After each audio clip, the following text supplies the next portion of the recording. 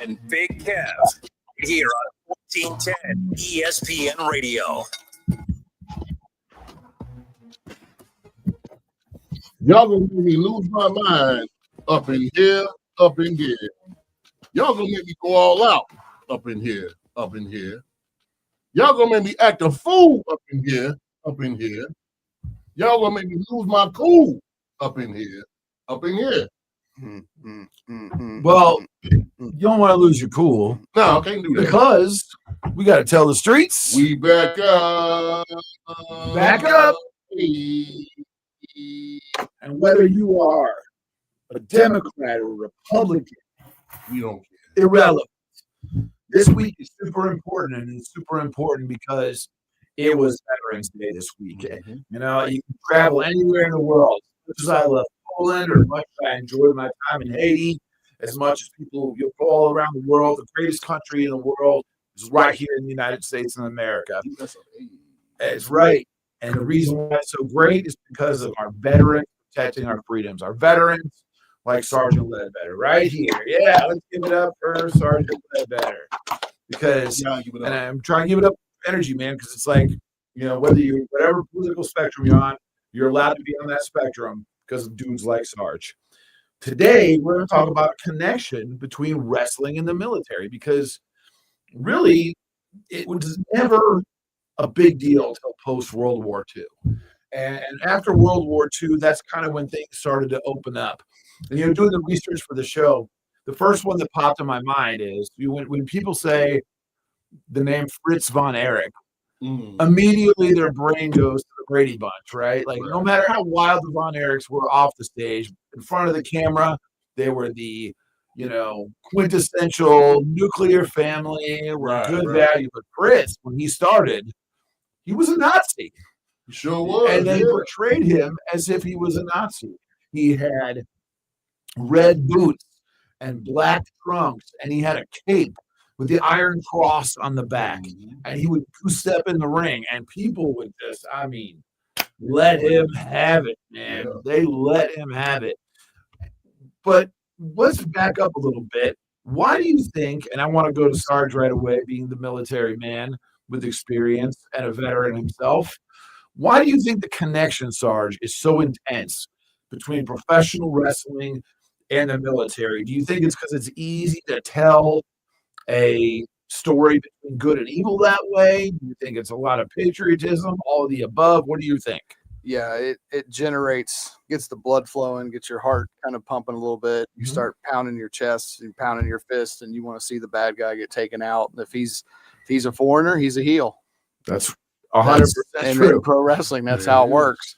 Do you think that that's a good thing? I know I'm skipping ahead, but I've always thought this is interesting. Kev, I want your opinion too, obviously. But like, do you think that's cheap heat?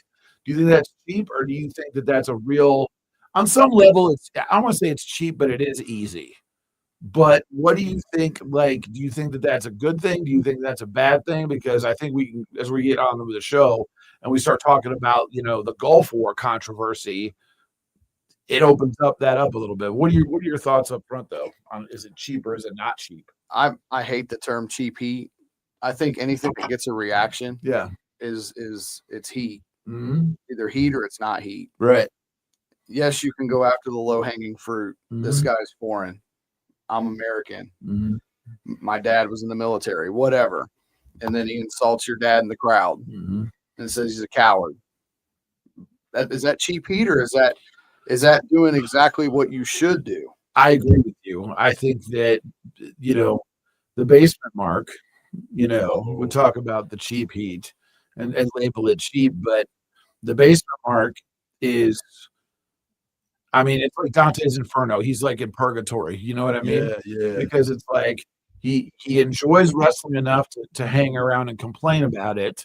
He's too smart to be worked and too dumb to know what he's talking about.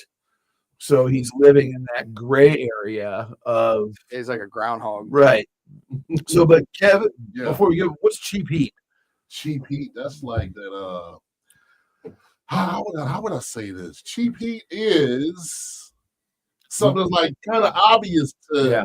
It's obvious to say like, hey, this guy's over here is foreign, and he said you be got all the slang, you people, and all this other stuff. Yeah, that's cheap heat right there. Yeah, and it's really bad to get cheap heat right here in Dayton, Ohio. Exactly. There you go. There's the cheap heat right there. But like that they push a lot of buttons, and like you said, Sarge, like, is it really cheap heat if you're making people upset? It's all about knowing your audience, because you watching the show, I'm watching all these tribute to the troops show, and it's hard not to watch. It's hard to watch those and not get emotional. It's hard, and I'm sure it's for you. It's hard to watch and not get real emotional, because like you watch Kelly just go down the line and kiss all these guys on the lips, and you watch the girls jump in the crowd, and you watch Rey Mysterio come out there with the Mexican flag and the stars and stripes and the other flag, and it's such a great positive energy. But the reason why that works is because it's obvious, like you said, like, and that's, we're all old enough to remember when the war on terror started. No matter how you feel about it, there's still dudes over there sleeping in their boots trying to kill terrorists to stop or prevent, in a lot of instances, another 9/11. So watching that stuff is fun, but like, why do you think it was so, like, what do you think the connection is so strong? Because I want to ask you, Kev, because like Vince McMahon, whatever you want to say about him, dude loves America. Oh yeah, celebrates America. Every time there's a WrestleMania, that America the Beautiful performance, always top notch. He always has to get somebody that embodies America. Mm-hmm. Aretha. Mm-hmm. You give me Willie Nelson. Willie Nelson. Ariba McIntyre. Ariba McIntyre. Will you stop, Brain? Will you stop? But you're right. Foreign heel like Fritz, that was hot at the time, and then going all up to the Gulf War, and a lot of people, we're talking about the Gulf War, folks. That trouble between Iran and Iraq was brewing, and Iran was actually the babyface in that, believe it or not, and Saddam Hussein was the aggressor, and we were just wrestling was just kind of using it as a way to get heat. Introducing, Colonel Mustafa and General Adnan. We'll talk about Sergeant Slaughter's role here a little bit later. But like that pushed a lot of buttons too, and that was kind of easy. Let me ask you this, and even though we're starting off hot, when they introduced Muhammad Hassan, Mark Copani, who's actually not Arabic but Italian, why do you think they didn't go the military route with him? Do you think that was too much at the time? So here's the difference there. So during that particular war, it was more of a race thing than it was a war. Yeah. If that makes sense. Mm-hmm. Whereas maybe World War II was more country versus country. Right. This was more of you're of that descent, you're automatically a heel. Right. It was World War One and Two. It was, and they didn't do really much of World War One, but World War Two, it was like, it's the fascists and the communists versus freedom. Right. And the fascists and the communists had white skin. The bad guys in the war on terror, after 9/11, they were all of the same country, right? Or all the same race. Do you think it's more race or religion? Well, it's race to people that aren't educated. Right. So to the majority of the people in a vacuum, it's race. Mm-hmm. But the people that actually break it down and understand what they're hating, they might understand it's religion. Yeah. But how many people actually break it down like that? It's too complicated. Right. It's too hard to do a little bit of research and figure out what you actually are hating and what you're actually saying. There were a lot of fundamentalist Muslims in Detroit. Detroit's the biggest Arab population that were dancing in the streets at 9/11. And they very quickly got a beat down thrown their way. Oh, but there's a lot of Arabic Christians, Chaldeans from Iraq. They got a lot of heat just because they were Arab, but they weren't fundamentalist Muslim. Yeah, business owners in the Midwest, especially the rural communities. If it was like an Arabic quickie mart owner, very cliche, but they were getting their businesses were in jeopardy. Bricks thrown through the window, a lot of things. They were getting drug out of their own businesses and beat up. How can you get mad at people? I know it's stupid, but how can you get mad at people for pumping their chests and being patriotic? Yeah, exactly. Yeah.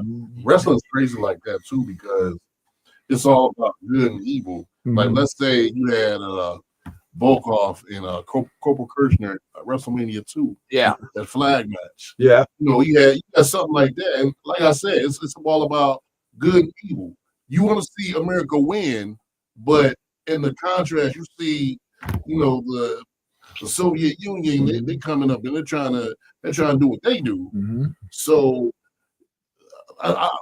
Vince is trying to do the whole thing of, hey, let's go ahead and let's kind of blur the lines of reality a little bit, kind of bring this in and see where it goes. I think you're right about that because there was a whole lot of anti-American, or not anti-American, but anti-Iranian sentiment at the time with the in the early 80s, you know, with the hostage crisis and things like that. There was, you know, a lot of, you said, sometimes people will say it's a layup or cheap heat, but honestly, to me, it's like you said, it works because it worked the opposite in Japan, you know, because post World War II, it was let's find the most cliche American we can find and bring them over here because the Japanese, whether they're right or wrong or agree or disagree, you know, we just dropped an atomic bomb on them twice. And like they were reeling because the United States was like, enough is enough, completely flattened them. And it was very easy in Japan to have anti-American sentiments. Did you guys watch that Godzilla -1 movie? I have not seen the whole movie. Okay. It's awesome. It's really good, but it takes place right after World War II, during World War II. Okay. And so there's a lot of the anti-American sentiment built into that, not because we hate America because they're Americans. So you get to see it from their side. Correct. Yep. You see it from their side.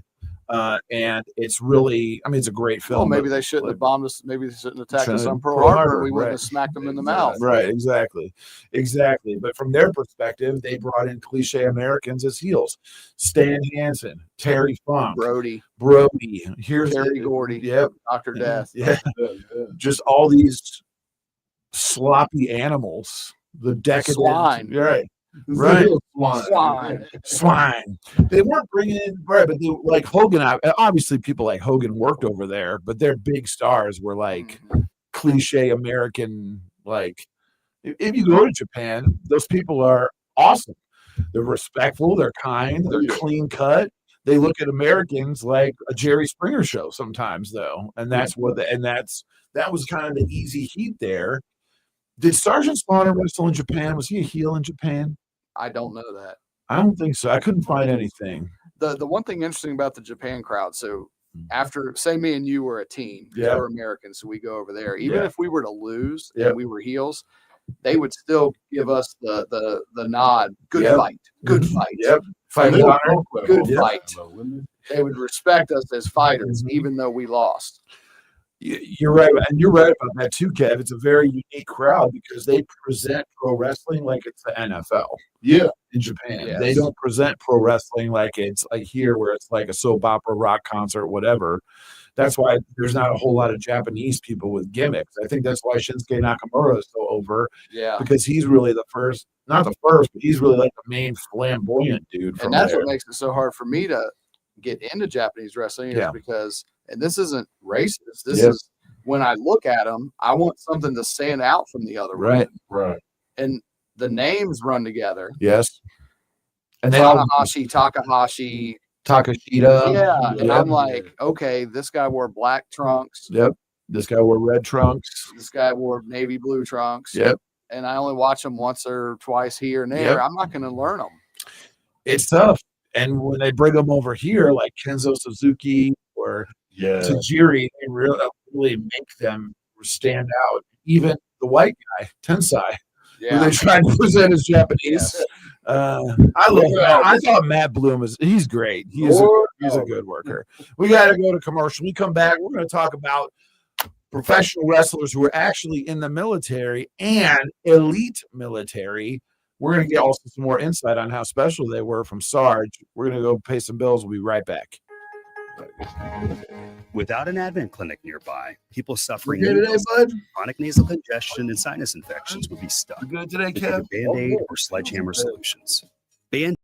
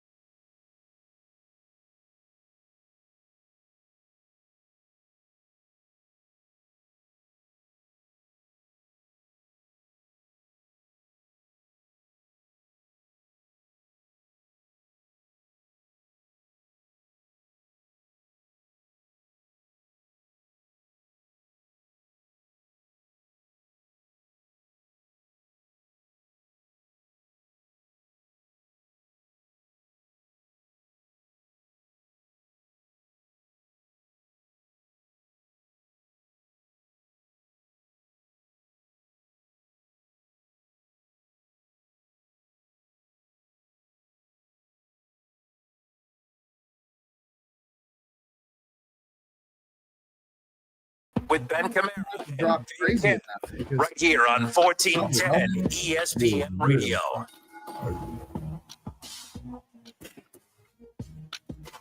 We are card subject change. I'm Big Kev. He's been Kimera. He is Sergeant Ledbetter. Oh, Big Kimera's back, y'all. back, y'all. Is he better than ever? Better than ever. Better than ever. And we are sponsored by KB Toys. Yes. KB buddy. Toys. Ladies and gentlemen, it is the holiday season, so you might as well go ahead and get your KB Toys shopping on. Get your catalogs. They got the catalogs in the newspaper. I used to love the 3 for $10, Ben. Oh, You my remember God. that in the front of Yes. the store? You Yeah. know, it'd be Hasbro's, whatever. There'd be everything in that 3 Whole for $10, bunch of Ben. everything. bunch Smorgasbord of toys. Yes. I have a story about my mom and KB Toys. Uh-oh. She used to work there for the holidays, right? Yeah. And she, I know this will seem far fetched. You know, Michigan, there's like a bunch of reptiles, right? Like this is all the water.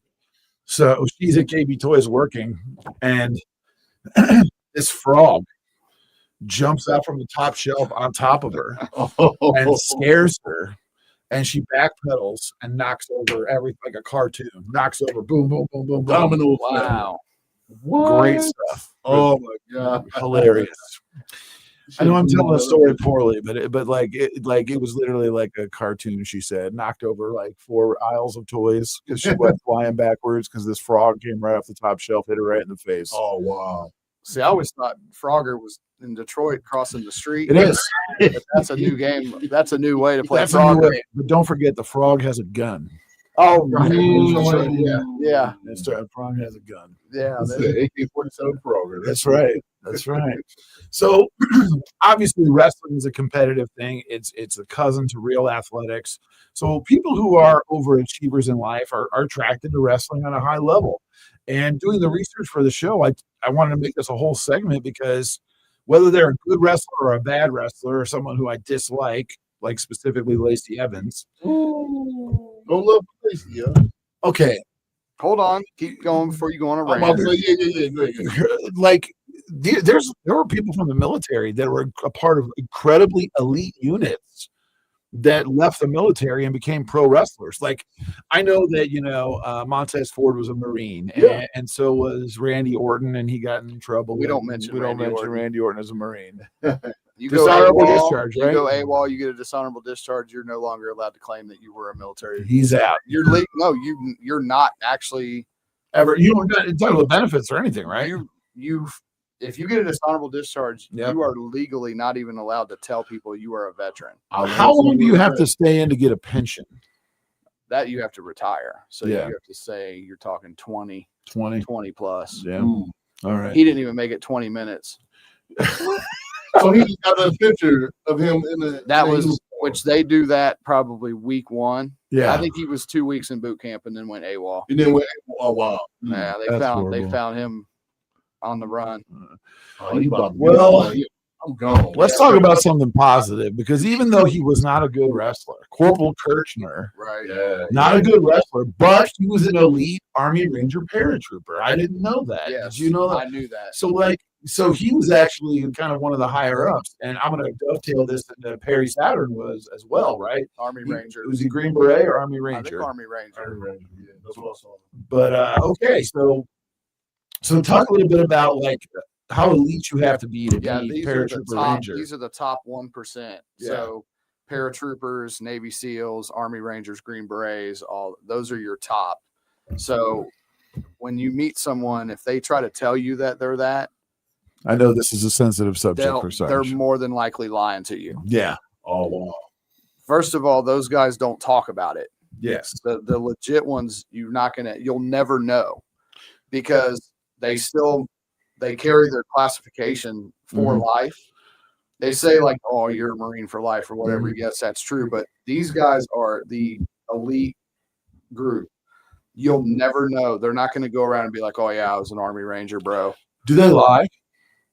Well, oh yeah. Like if I met 4 Navy SEALs last week on the basketball court. right. Like if I'm like I'm a Navy SEAL and my job is to kill people, I'd be like, yeah, I was a janitor. Oh yeah, they'll tell you they were. I was a mess cook. They'll just tell you they were in ops, or they'll make up something, communication. That's whatever. what I thought. Yeah. If they're legitimate, they're not going to talk. There's a lot of words in the military that can be used as generic, like blanket terms. Yeah. Ops is one.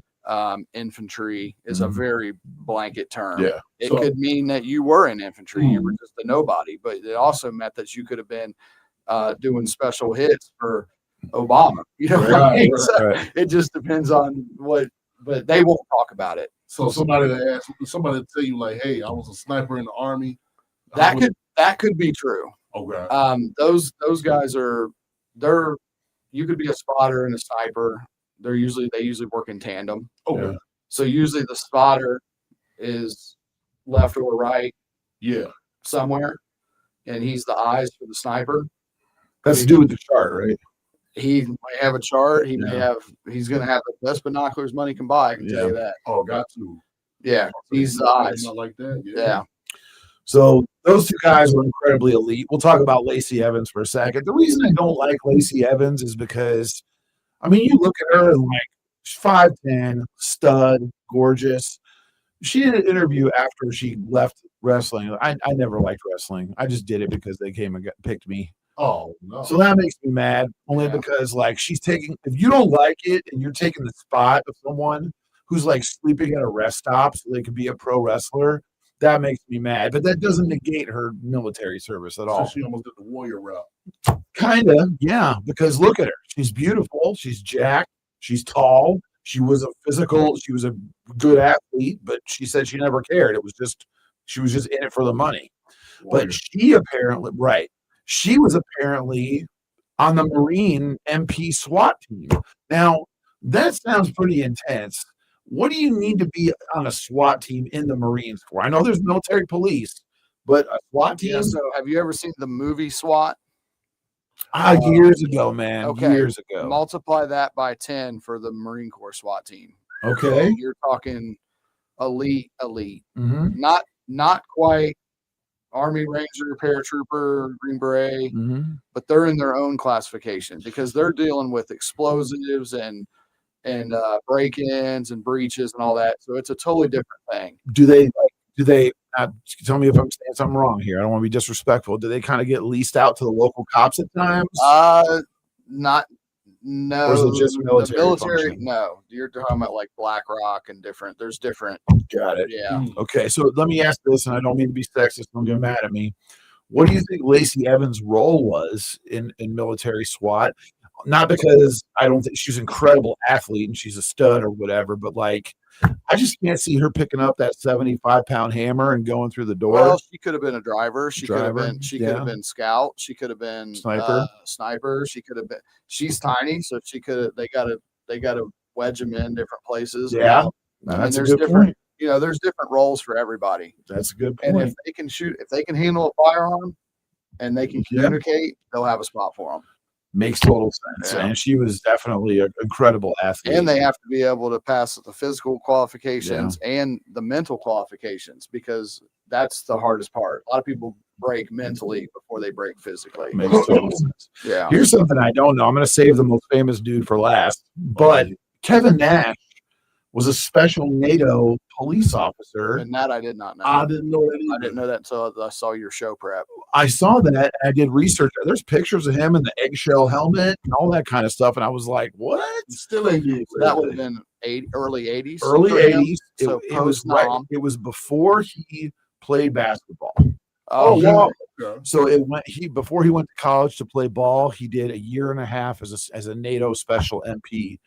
Do you know anything about NATO MP? I don't. I would imagine that he had to qualify for that and probably apply, and it was probably a special assignment. I'm sure. Not do leg day. That was the thing, Lamb, because like this is where I'm a piece of garbage human being. Because when I was in high school, they had a military recruiter show up on career day, and I thought it'd be cool to fly a Black Hawk helicopter. But he's like, "Oh, you're too tall for that. You can't do that." And then I just quit. I just quit. I feel bad. Those cabs are not. They're not big. Right. The cargo bay is big, but then the cab in the front's If I remember right, it was like 5'9" was the cutoff, and then like 170 was the cutoff. Oh man, to be a Black Hawk helicopter, because you're right. It was like it's not like it's like here, NASCAR. he's here, right? It's like I'm here and the co-pilot's behind me. Yeah, and then you're whatever helmet space. I mean, you might be able to slip a piece of paper in there, and then that shield's coming down, and your rejection, and the two big harnesses are coming down, and that's it. You're not in there doing your hair, and you know what I mean. I was gonna say you had to shave it off in the first place. Yeah, you got to shave your head before you get in it, because that's how tight the space is. Yeah. So I was an idiot and a coward, but they don't tell you that either. That's the recruiter's job to tell you, now, son, you know, I have a job that'd be even better than that. And then he has to sell you on something better. Yeah. I mean, and then you don't even think about being a Black Hawk pilot. Oh, wow. Yeah. That's how a good recruiter would be able to do that, but they're not. Most of them aren't good recruiters. Just sign here. Right. Yeah. But the most famous guy, the most famous dude, and he's a killer, is Jesse the Body Ventura. Yeah. And he was part of a program called BUDS, which is basic underwater demolition, and eventually that evolved into Navy SEALs, or dovetailed into Navy SEALs. I guess in my research, I found there was like a difference between BUDS and Navy SEALs, even though he says he's a Navy SEAL. But he was a frogman with BUDS, and that BUDS program had turned. It's kind of merged. It probably just merged together, I would imagine. Yeah. So basically, his job probably absorbed it. His job was to like blow up bridges, blow up dams, blow up and sink boats. He was cut into stuff underwater. He was an explosives expert. So their BUDS unit was probably still a thing. It was probably just called something different. Wild. That's why he had he had to get into wrestling, because he had a blood clot. Yeah, I think he got a discharge because of what's it called? I should have done better research. When you're decompressed underwater.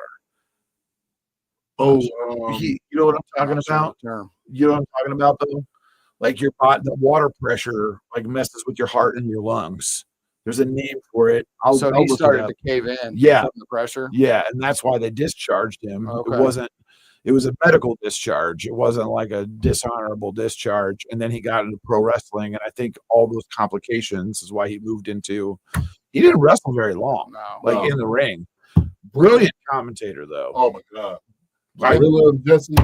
Yeah. And perfect wrestler for that era. Yes. If he had the look, and Billy Graham was kind of on his way out, so he could steal the Billy Graham look with the tie-dye, but not a great wrestler, but a good showman. So, I mean, which one's more important in that era? Being a showman. Yeah, being a showman. No. Yeah. Especially when you're a heel.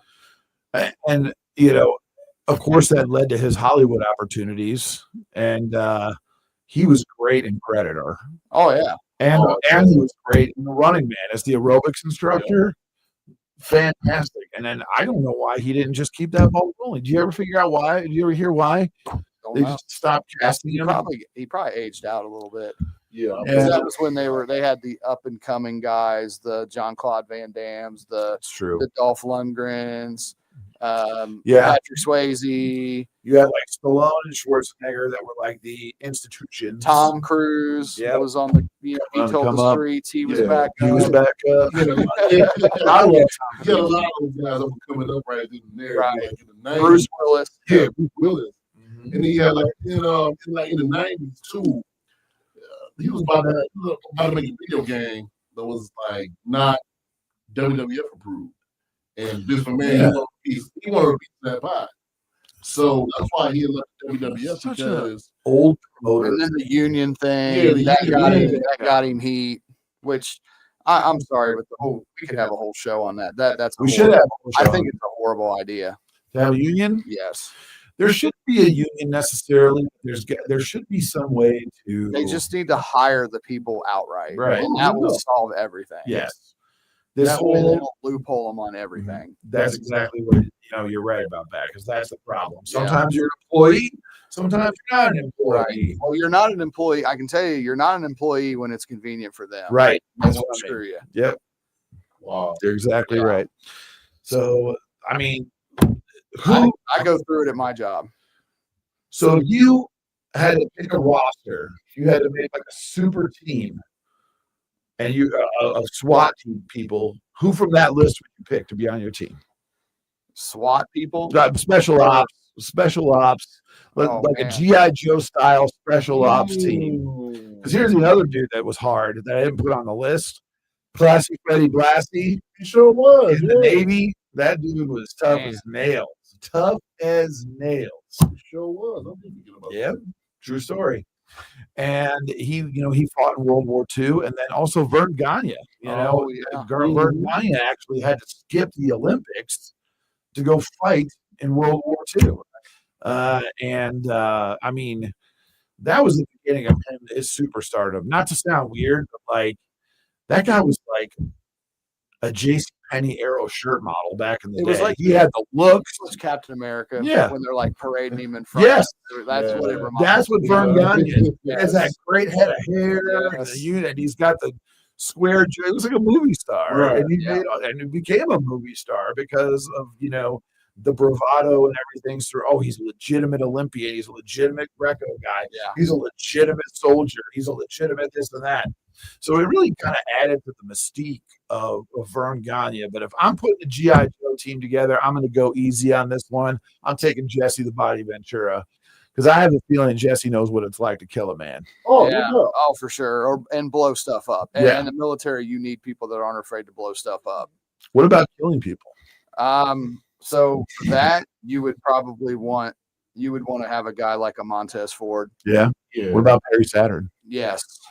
That dude. Cockeyed Perry Saturn. Where you just tell Perry, here's a picture of the guy. Right. Go find him. Almost like Hitman for hire. Yeah.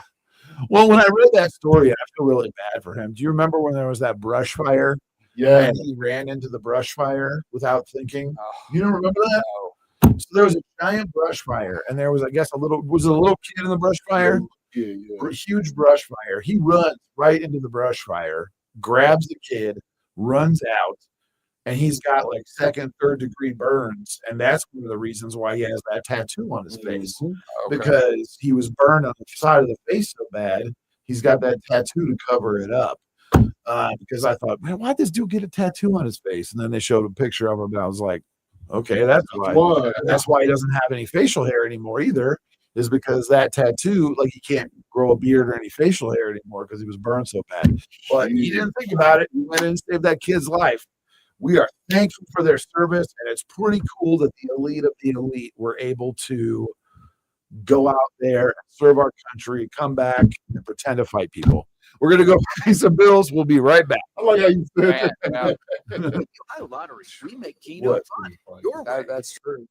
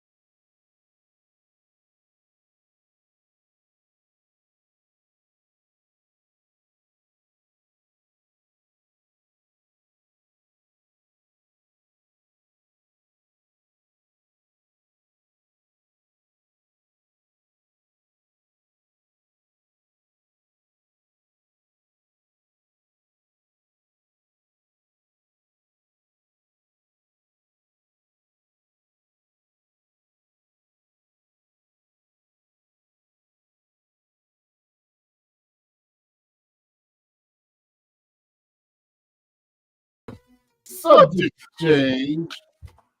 I'm Big Kev. He's back. Kimera. He is Sergeant Ledbetter. And we'll discuss about one of my favorite games growing up. You know, every birthday party we go to, always play this game. Musical chairs. Musical chairs. We are sponsored by musical chairs. Did you ever get like hurt? I've seen some musical chair injuries. Some bad no. stuff. Knock on wood. I never got hurt on musical chairs. Well, thank God. Maybe we should play that. Do you remember when Eugene did musical chairs for the number one Oh, contender look at for the heavyweight? Was it the heavyweight title or intercontinental? that. I think it was the Intercontinental.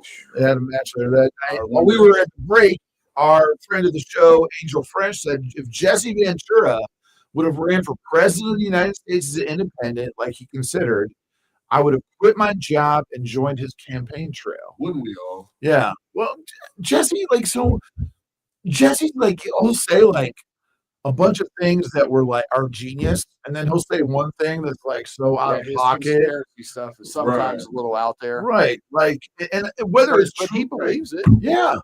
He'd be like, oh, well, we should lower taxes for the middle class, and 9/11 was an inside job. Like, okay, Jesse, like, The aliens started COVID. right.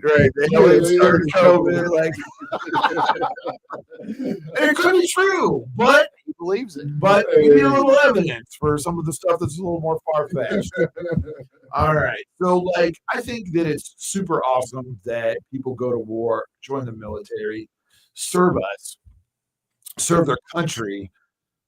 It's very interesting that a lot of people that went and served in the military, got out, started wrestling. A lot of them were very successful in the wrestling business. Now, this is where I want to talk a little bit about training with you, Sarge, at boot camp and training for wrestling, because I'd have people join, like, start wrestling training and from the military, and they were I don't know the difference, because some people would train for wrestling and they come from and be like, oh my God, just wrestling training is like 10 times harder than boot camp. And then other people would say that wrestling training was a breeze because they went through boot camp, and boot camp was easy. That's By what comparison, I was would easy. say. So you'd say wrestling training is easier based upon your boot camp experience. But first things first, I'll let you ask questions too. I'm sorry, Kev, I'm talking too much. What is it about boot camp and military that makes adapting to being a pro wrestler so? Why do those things tie together so well? The biggest thing is discipline. Yeah. Oh, yeah. That's mental discipline and Mhm. physical discipline. Understanding how to manage your body, Yep. understanding how to manage your time, Mm-hmm. also being able to stay focused, and time management. Mm-hmm. All things that have helped me. As far as teaching, just having an understanding of not everybody's the same. Yep. So, and we've talked about this off air. What am I working with? Mm-hmm. So a lot of boot camp and drill instructors get themselves in trouble because they have their set way that they're trying to push at people. Is that kind of like the Full Metal Jacket type thing? I know. Yeah. I don't mean to be cliche. It's but like, a blanket Yeah. statement. Like, this is how we're going to do this, and this is how we're going to do that. And then that only goes so far. Once you get into once you deep dive into an individual, you want to harness their strengths. So a blanket approach isn't always going to work. yeah. It only takes you so far. Now, it will weed out some of the weak, and people don't like to hear that. They don't like like to hear that. But in the military, you're only as strong as your weakest person. Yeah. And on the wrestling, your show is only as good as your worst match. And there's a lot of direct correlation between the two. In training, do you remember any times where you just mentally, not physically, mentally said, I don't want to do this anymore. I can't handle this. Like early on. So here was exactly the day that happened. So it was probably 3 or 4 months into it. And because this sounds like an excuse, but it's not. My arms are really long. If you know what I mean. Mm-hmm. So when I was learning body slams, when I would post, they would be like, "You got to get on the hip, right? You got to get on the hip for the post." I would be posting right above someone's kneecap because my arm was so long. I would try to post off because somebody's it's hip. an awkward. I'm Yeah. kind of showing it, but you got to almost stubby it up. Yes, that's it. Oh, wow. And Les made me take probably 60 body slams that day. And D'Lo Brown actually, not to Name drop Jones is in the house name here. drop Jones right Yeah, here. let's drop it right back over that way. D'Lo Brown actually saved me and was like, "That dude's turning white. Stop body slamming him." Because I'm an idiot. I have one superpower. I don't give up on anything. I kept getting body slammed, but he kept telling me I'm doing it wrong. But I couldn't. My arm was so long, I couldn't get on someone's hip. So so he just kept making me do it. And then at the end of that, I was like, man, if I have to go through another day like that, Well, this goes back to what I'm saying. If you take a blanket approach to the whole class, and then right, obviously wasn't going to work for you, Mhm. not because you were not willing to do it, but Mhm. physically you couldn't. Yeah. Think about a guy like an Elegante, Yep. or even a Kevin Nash. Yep. How did they do it? Same way. They had to just post the best they could, Mhm. and it worked out okay for them. They did all right. So I mean, I don't know if that's a knock on Les for not being more patient, or if he was just frustrated because he didn't understand why you couldn't do it. Everybody, when I was training, like HWA, I'm never gonna knock it. I mean, I was the tallest dude there. Gotcha. Like everybody, like Matt Stryker, 5'8". Cody was a big dude. Yeah, He was Cody's tall. 6'1", but he's Yeah. not. I'm still 4 or 5 inches taller than Cody. He's kind of lanky arm though. Yeah, I don't know how if they made him do the same thing. Maybe but he like, just was right there where he could get it in there without. everybody I trained with was anywhere between like 5'6" and 5'9". Like I think about how good like Pepper Parks is. Yeah, Pepper never made it big because he's 5'10". It has nothing to do with him. He's incredible. He looks incredible. He's doing well in AEW as the Blade, but he's not. He should, in my opinion, he should be like way up. there. Right. So with the type of training that you had to do, what type of mindset you had to go into before you started training? Like, how did you prepare to do like the training? Well, a lot of times you didn't know what was getting thrown at you, Okay. and that was part of the training in itself. What can they throw at you curveball wise to where you have to be able to adjust on the fly? Will you fold, or will you take a breath, and will you not everybody is born to lead. The majority of the people in society in general need to be led by someone. If there was a room full of people, say 30 men, and there was a task, somebody walked in and just dropped a piece of paper on the table and said, "This is what needs to happen." There'll be some blah, blah, blah, blah, blah, blah, blah. Someone eventually in that room has to coordinate and get everybody on the same page. Right. And it takes I'm not going to say that a better person. It just takes a different type of person to do that. The military teaches you to work together. It also teaches you to take instruction. It also teaches you to step up and lead others. You have to know when to flip that switch. Right. It could be us three, and we're bunkered down, and we got to figure out how we're going to get ourselves out of the you-know-what. Mm-hmm. Or it could be a whole platoon of 30 people taking air fire, and now you're getting coordinates on your pickup plane that's supposedly coming, but it might have got shot down, and you don't know that, and the comm link goes out. Now what do you do? Right. Somebody's got to make a decision. You got to improvise and you got to lead. And somebody's going to have to lead you and say, "We need to get you out of here." What do you think? And we'll talk about this for the next 4 hours. But what do you think? What do you think is the biggest piece that's missing from the kids now that are trying to break in, or people now trying to break into wrestling that they could get from like a military perspective? The reps. Reps is the biggest problem. Nobody gets enough reps. Yeah, I think that's true too. And they're on the show. Yeah, that's in the military. You get all the reps. They prepare you. Mm-hmm. You are over prepared. Mm-hmm. I was over prepared before I ever debuted to wrestle. Yes, I over prepared myself. Mm-hmm.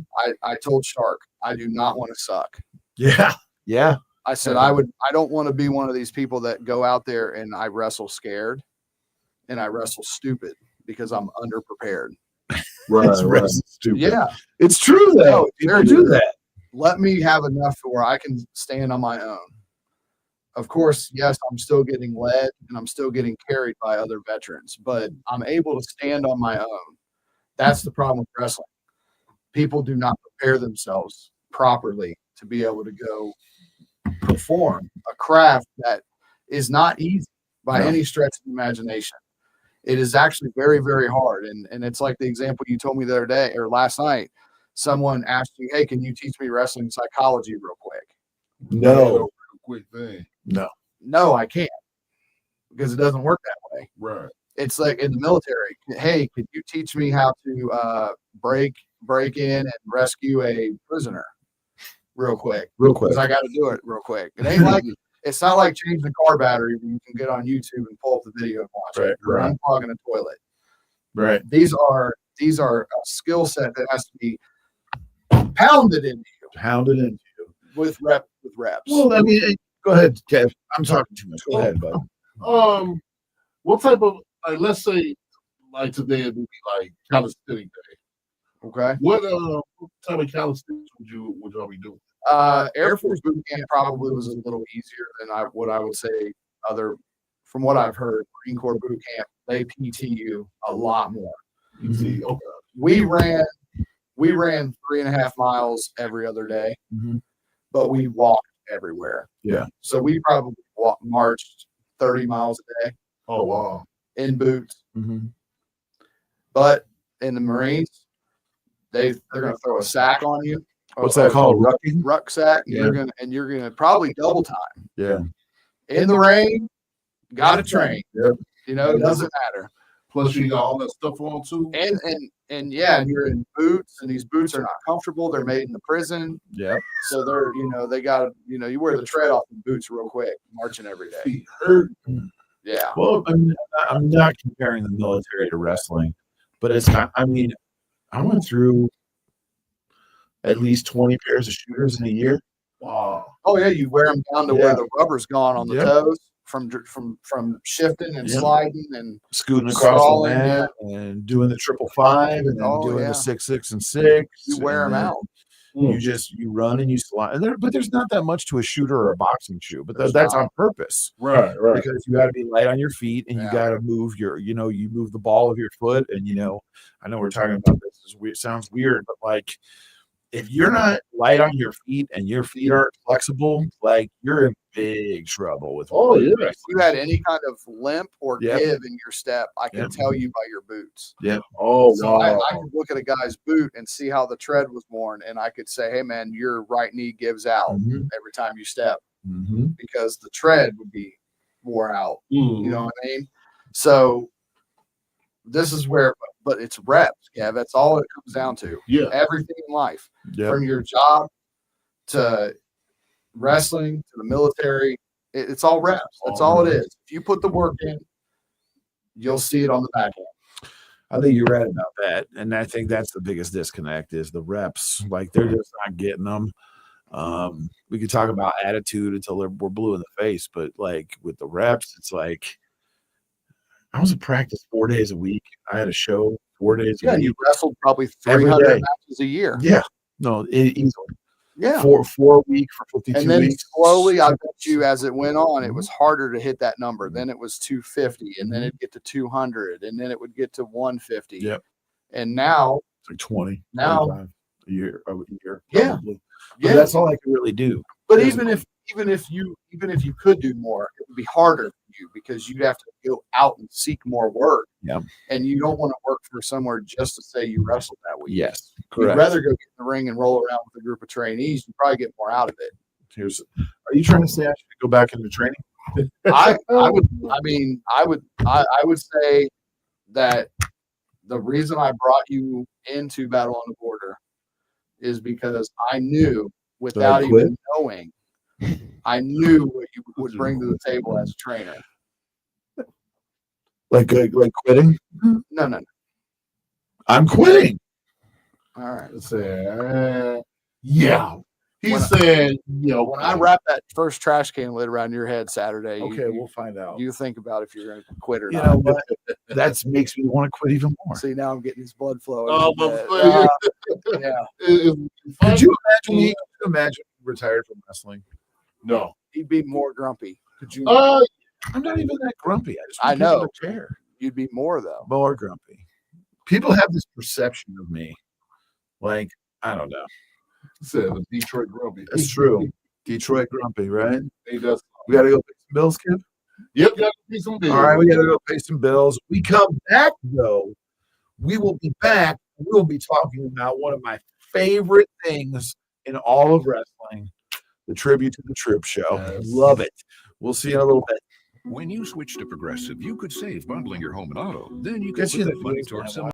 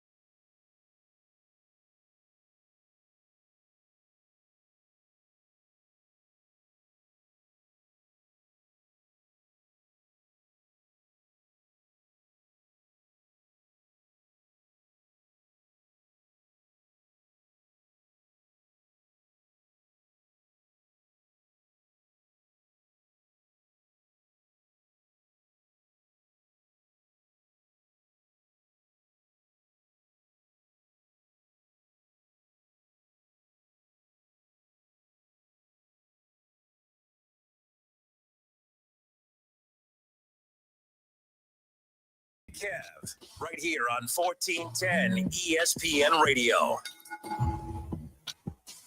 We are already in the second half of card. Subject to change. Why? Sometimes we having fun, man. Crazy. Yes, it does. It's all the way live up in here. Card subject to change. And we are sponsored by Bop It. Y'all remember? I remember. Bop It. What was the one where you put it around your ankle and you skip? Was it Skip It? Skip It. Yeah. Okay. Yeah. Skip It and Bop It. The same company that made them, Yeah. right? Yeah. But It was a good workout. That Skip It was a good God, workout. Skip It, man. That'll have you going through some things. You tripped. You that, and you had to switch legs because one leg would just be sore, you know, because you're skipping with one. Pop it would be a workout for us now because every Yeah. time we dropped it, we'd have to bend down and pick it That's up. true. Yeah. That would suck. My knees are shot, so that yeah, would suck. it'd be We'd have to have awful. somebody like that'd be a good job for my son. He could stand there and There pick it up is. for me. Pick it up for me. Yeah. When you know, I'm obviously done wrestling, but when you're in your 60s, and you're still trying to putting put guys yeah, over. you're still putting guys over. You know, All you hear when you try to pick some of them. So speaking of old age, can I Yes. tell this story real quick? Tell a before you go story, into yeah. the tribute to the troops? Yep. So last night at practice, oh God, you'll love this. here we go. I'm talking about middle rope springboards. Okay. Oh, Okay. okay. So Advanced. no one else could do one except Angela was able to learn it eventually, but I had to demonstrate how to do it because they called me out. Mhm. Oh no! They called me out. And you did it. Oh yeah, 3 in a row, perfect. No ropes, just no hands. I mean, 2 feet straight around, feet to my right, land in the middle. Like There a it is. luchador, baby. There it is. Yep, I still got it, Kev. World's biggest luchador over Right. here. Lucha Ledbetter. I'm glad you were able to show. I never had it. Ben You would have still needed got a it. ladder to get up on that That's second true. row.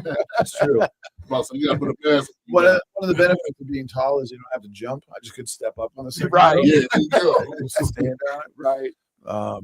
I used to do a thing where it was an elbow drop, and Les made me stop doing it, but I kind of liked it. You had the WCW ring, like the ropes are kind of tight. I would just climb the ropes like a ladder and just kind of like step off the top rope with an elbow drop. And he's like, "Don't do it." Remember Dan Spivey used to do that. Did he? Yeah. Yeah, he did. Do He that. did a reverse jumping elbow drop. Yeah, I would just walk up and then just step off the top rope and do an elbow drop. No, wasn't allowed to do it Why anymore. not? Les is, we could do a whole show about Les. He probably had some of the little guys complain. Probably. Oh, that's for sure. Because I really wanted to do a senton bomb, a swanton, and I could do it, and they made me stop doing it. Dude, Cool a jumping back senton would I be did one. badass for you. I did. I used to do one. Husky Harris's move. Yeah.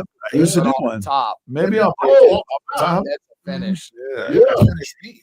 Yeah. This is why I quit, because I don't want to do things like that anymore. Well, you are contractually I obligated. just want to sit at home and You drink. heard Dixie. He I said heard you were Dixie. going to be contractually Yeah, obligated be to be there. there I'm on gonna Saturday. be actually obligated to be intoxicated in the back.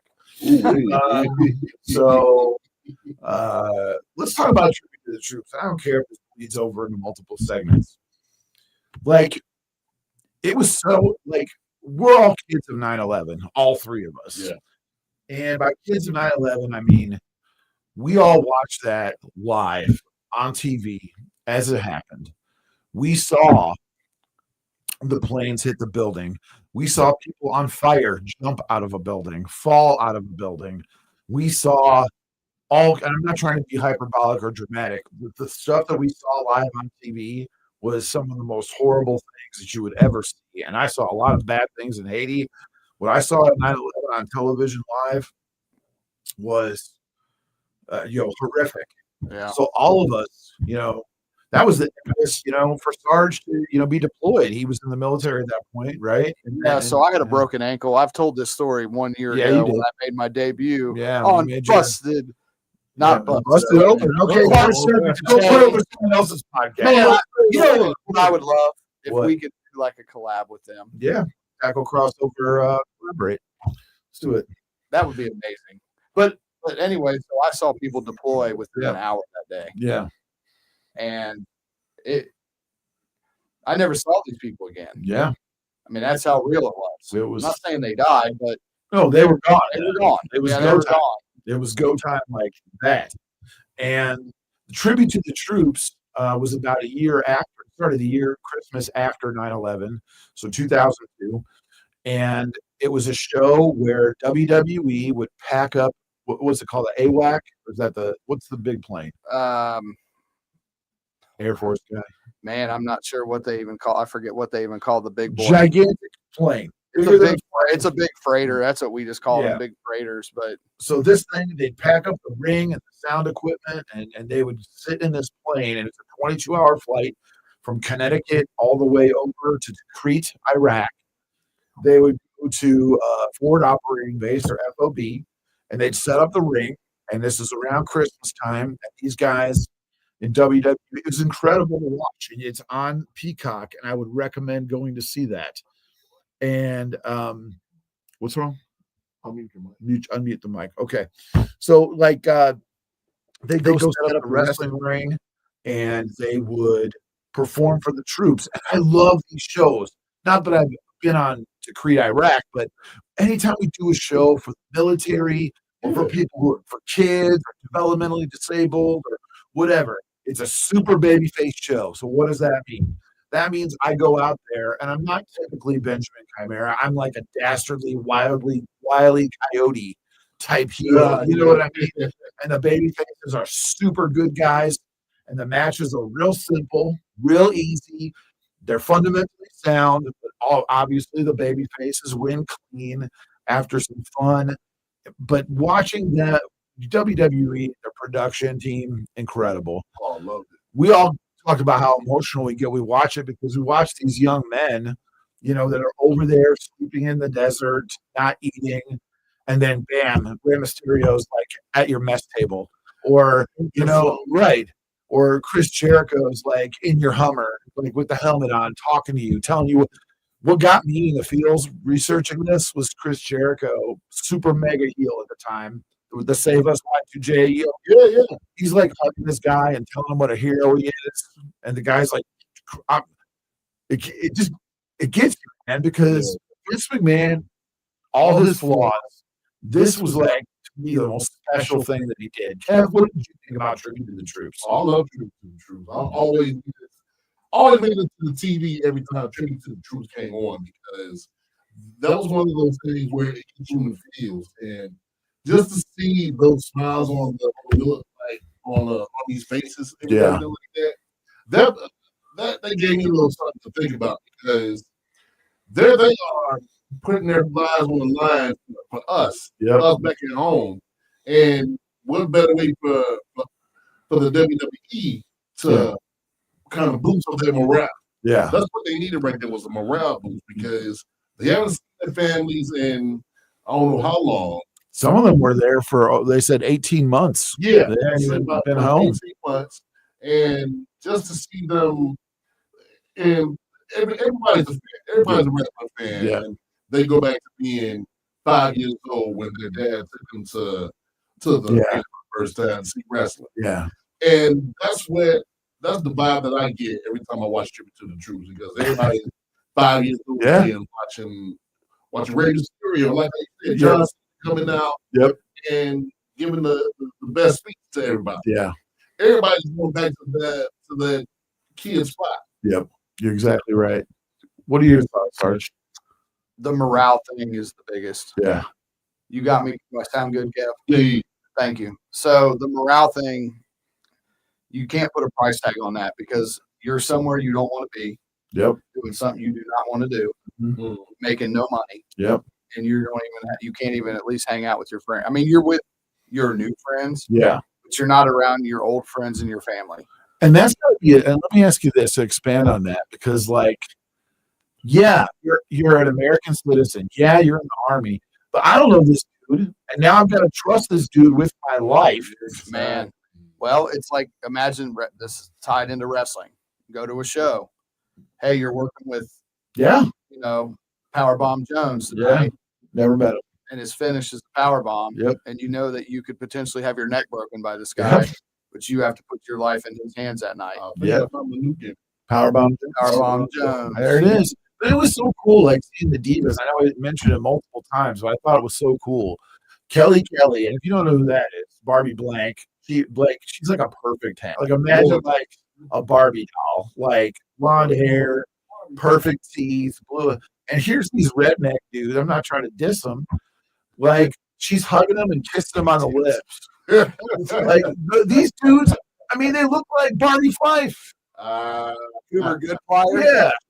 But here's the thing: she's hugging them and kissing them on the lips, and they're just like, you could just see them turn into butter right there because they've never even talked to a girl that ever looked like that before, let alone have a super famous one come up and hug you and kiss you on the lips, and they're just like Pepe Le Pew, you know what I mean? I did meet Kelly one time. Yeah, I damn near melted in the butter. Did you? Damn near. I'm like, oh. Does she smell good? I imagine. Yeah. What does she smell like? Oh, I imagine she smells like bubble gum or something like cotton that. candy. Cotton candy. All right, I believe it. Cotton candy. But it was such a big deal because like Layla's out there dancing with them, and Mickey James is out there scooting with them, and JBL. So he had the flak jacket on. Sure. Then he had the helmet on and put the cowboy hat on top of the helmet. And he's like acting all scared, and the crowd's just giving him the business, man. Right. But it sounds dumb, but it's so fun because they look, not only are they into the show, they look so grateful. Yeah, It's that a you're bonding there. thing too. So expand on So that. say me and you are wrestling fans, but we don't know each other. Okay. Okay. Wrestling will bond people together. Yes. Easy. So There's an entire convention, I think, about that. yeah, me and you could be sitting there Yeah. watching this Tribute to the Troop show. We just met. But I know you like wrestling and I like wrestling. Guess who my favorite buddy to hang out with there for the next 3 hours is? Yeah. You. Right. Because we have something in common and now we're excited to see wrestling. Right. And it doesn't matter what our background is or where we're from or whatever, No. we have a common denominator, right? Kev, do you have a favorite Tribute to the Troops moment or no? Let me I'm see. gonna get. I know what I might think it is if you remember it. Let me see. This is when Stone Cold came out. Okay, wasn't the one I thought it would be, but go ahead. What you thought of? I thought it was going to be when Crime Time came out with the Divas and gave everybody presents. That's another one of my favorites right there. That was pretty good. They gave all the troops a bunch of presents. Of course, it's WWE merch, but still, that was awesome. I like the Stone Cold one. Yes, That's just so good. the Stone Cold and Vince McMahon thing. Yeah. That was great. His little sister came out one time and he got his butt beat. Too. Yeah. Well, it's a super baby show. Yeah. Like, Yeah. The one that I watched earlier, it was 2 6-man tags, and that was the whole show. It was R-Truth, CM Punk, and Jeff Hardy when he was champion. And they wrestled Morrison and Miz and who was the other guy? I'm Was it blanking. Cody? No, it was McIntyre? it was JBL. Okay. And then the main event was Mysterio, Batista, and Cena versus Jericho, Orton, and Big Show. Wow. And Big Show turned on Orton Yes. and Yeah. Jericho because Jericho kept pie facing him. Yeah. And then they just did they went right to the finish and did like a finisher gauntlet. Right. It was like 619 to West Coast Pop to add adjustment to Batista bomb. But and you would look at that as a wrestling fan and be like, man, this match kind of sucks. But for what it was supposed I was to gonna do, say, I mean, it's basement Mark wouldn't like it. but- listen, the work rate is unacceptable. Yeah. Saddam Hussein should have won. Okay, Saddam should have won. would Will Ospreay do something like that? What, tribute to the troops? I don't know, he's British. I But, thought with the basement mark. Although the real Osprey was in this match. Yeah. He was like 3 years old at Him the and time. Takeshita. Right. Yep. Takeshita and Osprey. They needed 45 minutes of 5-star match. Terrible. The troops would have really appreciated that. I'm sure they would have. But just breaking wrestling down into its simplest form is it's such a joy as for us as performers to go out there and do, and not because we're lazy, but because the energy is so good in the building. I mean, what's your favorite charity show that you've ever done, Sarge? I've done quite a few church shows, fundraiser Yeah. shows. Most recent, we did a special needs fundraiser Yeah. with Spot Monkey. Yeah. Private show, not open to the public, Mm-hmm. and they just bust them in. I mean, from all Yep. over, bust them in, all special needs kids Yep. and adults. Yeah. Mostly adults. And they were live the whole time, Yeah. and they popped for everything for Yep. a wrestler's dream. That's what's up. Everything could be basic psychology. Yep. Headlock, grab hair. You know what I mean? Like stuff that nowadays guys can't even do because they're too Right. lazy about getting to the spot, brother. Yep. Gotta get to the spot. Gotta get to the spot, brother. Dude, they were so loud Yeah. and we had so much fun, and all they want to do is meet us and hug us and Yeah. take pictures and shake our hands, and it's just like, What kind of blessing is that in your life? oh, Let's just talk about it. dude, I would work those shows for free all day, All every day. Agreed. Gas money, if anything. Because if I really wanted to, I could have. There has been shows where I've set my shirts out, Yeah. and I'll do them at like a special rate where I really don't make anything off of them. I don't cost, but I'll just Yeah. sell them at my cost, and I'll sell $200 or $300 worth of shirts. Mm-hmm. They would have bought them if I was charging 20. Right. But why? Why would we do that? Right. Yeah. But see, here's the thing. They'll buy a shirt and they'll remember me, and then they'll come and they'll You're a guy fan. Yeah, they'll follow me around, and I have fans that do. They'll follow me around to shows because they met me at one of those type of shows. It's such a blessing. Kev, you've been to some of those charity shows. Yeah. What's the vibe like as from a fan? Like, what's the vibe like in the audience? Everybody just loves everything that you do. Yeah. It's like how you said, Levin. It's just like everybody. You can put on a simple match, and everybody will just eat it up Because they know what it is. Yeah, Mhm. yeah. And my thing is, you can do like all the moonsaults and all the stuff like that, but you just keep it basic and keep it for the fan. That's love, right? Mm-hmm. And the fans watch those type of shows. They know what they're watching. They Yeah. know it's not like a storyline driven show, right? Exactly. They're not waiting for the turn or the angle or the promo. They just want to have fun and watch wrestling. Yep. Yeah, that's what it is. And that's really what it boils down to. I agree with you 100%. All right. We're going to go pay some bills. We love tribute to the troops. We come back. We're going to talk about military-based supervillains. We'll see you in a little bit. You're listening to Leaf Filter You Radio want to and the take some guru time of to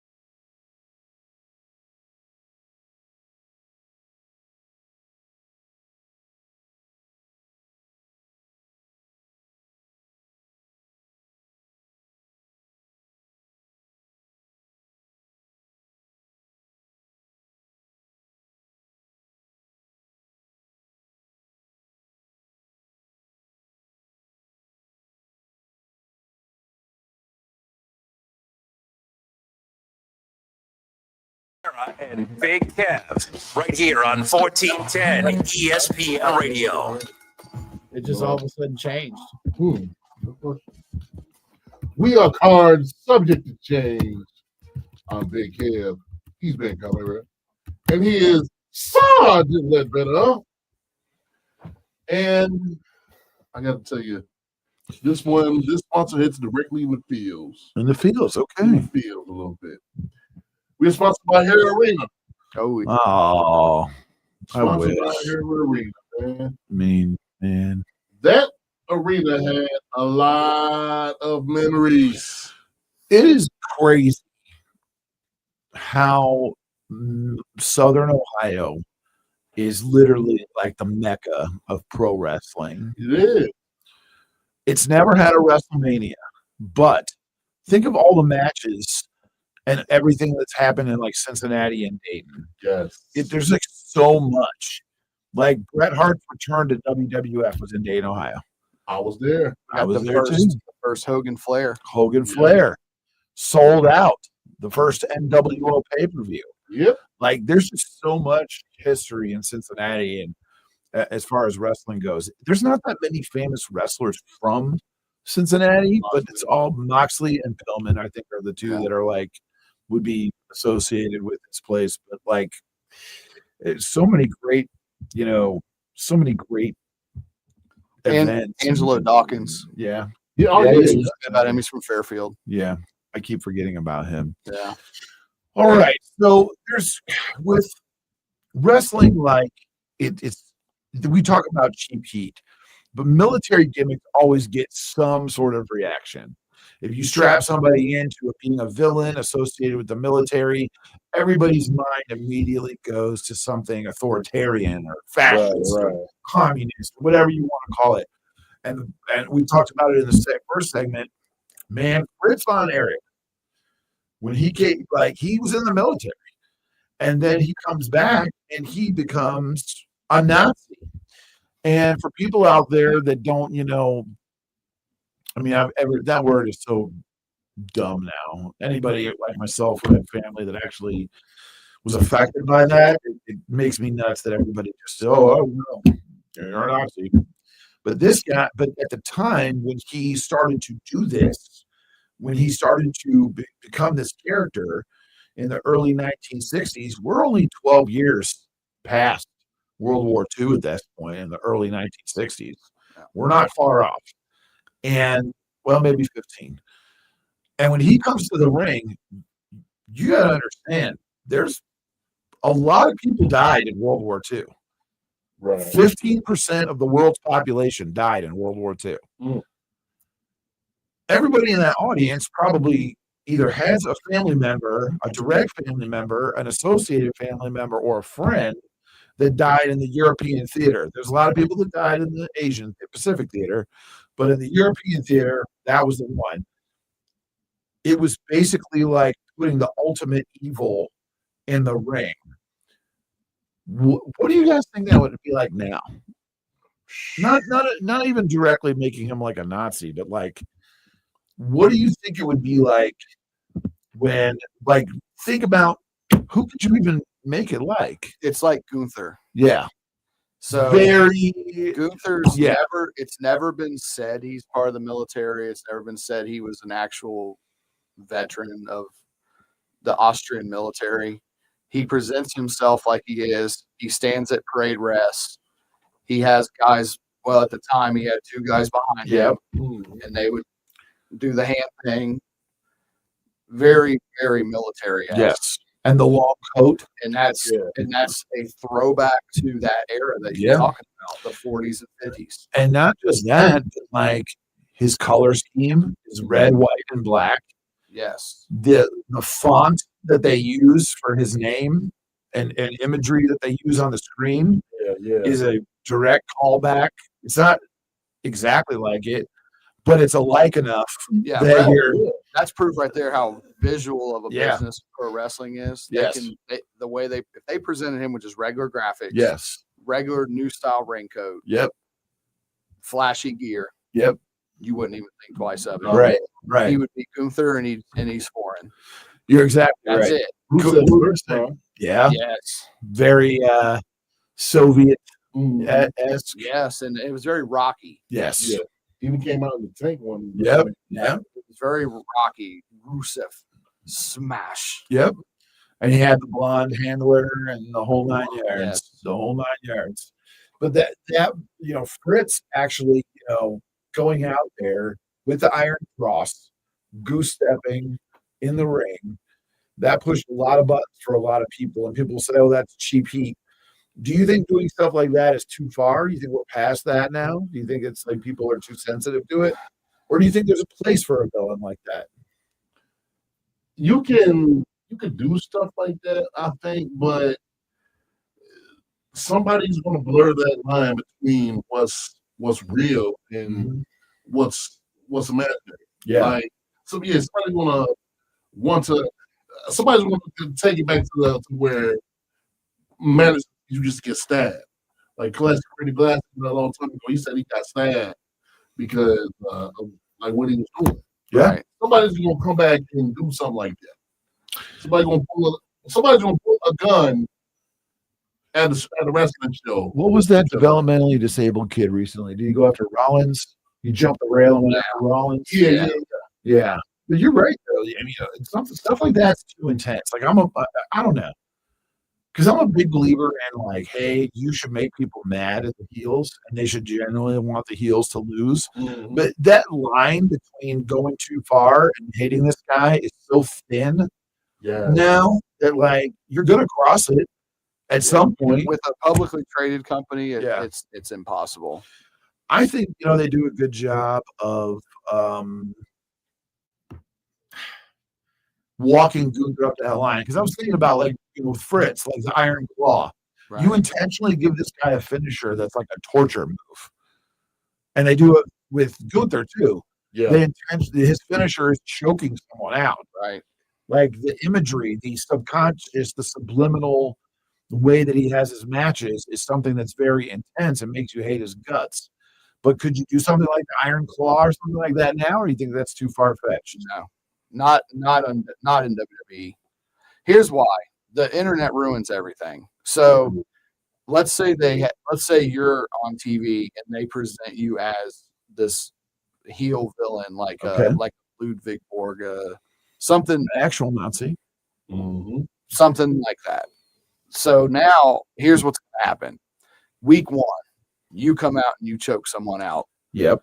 By 10:02, Twitter's blowing up with, well, that guy's from Detroit, Michigan. He's not even he's American, and blah, blah, blah. And it's all stooged off. Yep. Oh, yeah. So no one even cares. Yep.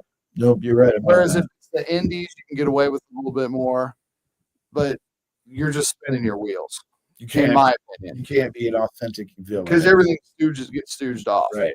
If somebody was to walk past your TV and seeing an image like that, and they're not an actual fan, they would go crazy. Like prime example, Kurt Angle. Yep. When he did that promo in Armageddon, he's not even a Nazi, nothing like that. Right. You remember that promo? Yeah. He said like he's not a big fan of black people. He want to put Jesus in the headlock or something like that. Yeah, it was a weird promo, but it got a ton of heat. Yeah. So you do heat like that, but if you were to get somebody to walk past the TV and somebody's not in the know of what wrestling is, somebody's going to take that and go to Twitter and be like, "Oh man, cancel." We're the cancel culture now. We got to cancel WWE because they have a real Yes. whatever on TV. Yes. They don't even know what's going on. But here's what gets my blood pressure up through the roof. 90% of the time to the public, you know what someone said to me about pro wrestling the other day? It's redneck drag. Come on now. It's redneck. It's drag queens for rednecks. It's a joke. It's fake. It's phony. It's stupid. Until they do something that's edgy to get heat, then all of a sudden it's like a national morality crisis. You should have invited him to wrestling training. Yeah.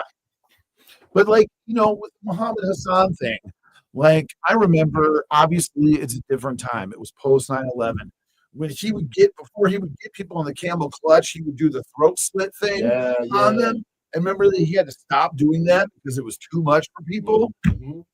I don't get it though, because I'm not writing Disney and being mad about Darth Vader At all. I'm not mad about watching Thanos or Doctor Doom or any of those people. I let myself submit to the story and be emotionally involved in it, but I don't think it's real.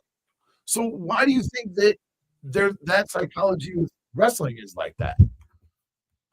Most of the people don't like to be immersed in like what's real and what's. Nowadays, everybody has to see a line of what's real and what's not real. Yeah, I guess They have to see it. If they watch a movie, they want to break everything down. They Yeah, can't just say, exactly. "Oh, that's Dr. Doom, Yep. Victor Von Doom." Yep. No, it's an actor playing Victor Von Doom. Right. They can't just say like, "This man is this." It's wild. Now we were going. go ahead. I'm sorry. No, Like go. this is how you going. Like something like wrestling and movies and TV. This is how you escape reality a little bit. Yes. My thing is, you watching wrestling and you had a bad day. Let that bad day be gone and watch a little bit of wrestling. Right. Amen. Yeah. That's what it's for. That's all it is for. Why do Don't you people wanna go to the watch movies? Yeah, Why do you go to the exactly. movies on Right. Friday night? Escape. You don't go Watch because you story. think it's real. Yeah. But that's what it And is. wrestling is more real than a movie. Exactly. It's in front of you and it's It's presented. alive, It looks pal. as real. Pronouns now. So we're supposed to talk. We can talk about Colonel De Beers, and we can talk about the Ooh, I Truth love Commission. Colonel De Beers. Truth Commission. You big. Colonel De Beers. I'm a big Colonel De Beers. Why are you a big Colonel De Beers fan? Because he was so real to me Yeah. as a kid. What I made would him watch real? his AWAs on the mothership on ESPN, live from the Showboat Casino in Vegas. He was such man. He just was a heel. You know what I mean? He stood there. He down on people. He talked down. He had the Colonel Mustard mustache going and the hat. And I didn't fully, as a kid, understand the whole South African thing. I didn't understand that. I thought he owned Africa. He did present that way. Yes, though. I thought he was He like did the present owner that of way. the whole continent. I didn't know what was going on. You know he was Polish, right? Yes, I found that out later from Minnesota, but I didn't know any of that at the time. Yep. I just thought this man is evil. He was able to tap into something evil because he was from Poland. Because he was, and I'm not saying this just because I'm 100% Polish, but like we grew up, Polish people grew up knowing, like I didn't grow up being oppressed, but I listened to my grandparents talk about having to deal with the Nazis, having to deal with the communists, and all the torture and all the horrible things that happened. The last person in my family that was murdered was in 1989. I knew about it, but like, Polish people are able to portray those characters like really well. And I wanted to get into this too before we go to break, because to your point, like that's what it is. But I think it's worth having a conversation right now about. If it bleeds in the next time, and we can, the Gulf War and the controversy around that at the time, because we were all kids, and when the Gulf War started to kind of bubble up with Saddam and the invading Kuwait and all that, we didn't know what was going to happen. They just kind of declared war overnight. But in wrestling, we try to reflect life. So we had a character in General Adnan who did not like Saddam Hussein, but grew up, legitimately was a boyhood friend of Saddam Hussein, and he was a good dude and a proud American. And you had a rebrand of the Iron Sheik as Colonel Mustafa, and then you took Sergeant Slaughter, one of the all-American baby faces of all time, and made him, what did they call him? An Iraqi sympathizer. He thought Saddam was in the right, and they wore traditional Iraqi dress, but then they got that angle going. They defeated the warrior, took the belt off of him, but then war was declared, and then all of a sudden the storyline went from, oh, this is just a story, to they're being disrespectful because now it's a real war, even though that war lasted 11 days. It was and it wasn't. Would you eat? I don't. Yeah, it sounds so disrespectful. I'm sorry. Does that even quantify as a war, in your opinion, as a military guy? The 11 days, military action. The 11 days was only on paper. Right. There was a lot more going on before and after. Yeah. And that war bled over into what we later got with 9/11. Yes. Now I understand it was different people, but it was the same region and it was the same heat. the heat Yeah. carried over. Yeah. It just shifted to a different group of people. Yeah. There's a movie from the late 90s that I thought was a really good insight into this, even though it was like a heist movie. It's called Three Kings I've seen that. with Clooney and Oh, yeah. Wahlberg.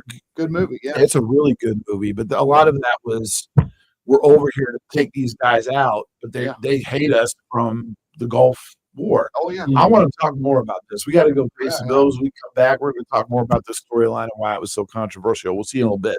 $5,000 Yeah, I think sign-on they bonus. bailed That's right. My friends at Fordell Transportation are now hiring. Mileage out of it.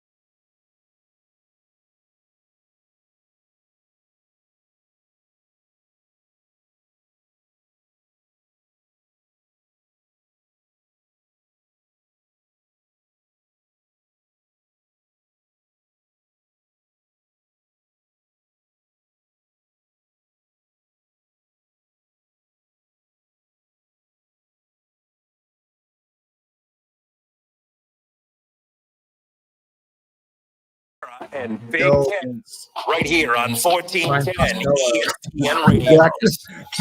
Correct. We are card subject change. And you know it's dinner time. You know everybody's going to eat on right now. So we are sponsored by Pizza Day at school. That square pizza. Friday. Square pizza. Is it usually Fridays? It was, let's see, in my school it was Thursday. And then we Never switched up remembers. Friday. Can't I remember love the that you pizza day, remember man. Pizza Day. Yeah, man. Because I was always one of the cats that would always like to bring my lunch from home. But when Thursday and Friday came around, always had to have that pizza. Pizza Day. Always. What was it? $2? You got a piece of pizza and a side and a drink. Yep. Something like that. Yeah. Yep. Pretty It good was deal. like it was pizza, some canned peaches, Yeah. Canned Or peaches. applesauce. applesauce, Yeah. and, Mixed fruit. Yep. Life used to be so good. It used to be so simple. oh my It god. was good. They ruined it with everything like the internet and flying Social cars and everything else. It's all screwed up now. It's the worst. Where would we be without social media and the internet? Back We'd in be the fine. 90s. Yeah. We'd be in a better time. Oh my god. Better yet, just cap social media at MySpace. Yeah, I love That's it. fine. Like, I take it. like if it was just on a computer and we didn't have smartphones, Did we get Napster though? you could but use MySpace to promote shows, Right. like wrestling shows, and then just go back to how it was in the 90s where we were just like hanging out in the basement. Yeah. You know, Talking to real people. right? Yeah. Oh Yeah, man. yeah. We should be sponsored by Talking to Real People. We should be sponsored by interpersonal relationships. That's next week's sponsor. Exactly. Where we used to just hang out and be friends. I read a stat the other day that 60% of now this is age 20 and under, have never asked a female out on a date I saw in that. person. I saw that. Wow. Can you saw it. believe that? Oh, No, I feel because bad for the dudes. I feel bad for the women. Yeah. like It's terrible. I remember just going to Lakeside Mall, man. Yeah. Go to Lakeside Mall. There were girls from all different high schools. Yeah. because we didn't all we all lived close to each other. Mhm. And Lakeside Mall was this huge, you remember, huge mall. Oh my god. And 2 stories, there were 8 different octagons that all came together in the middle.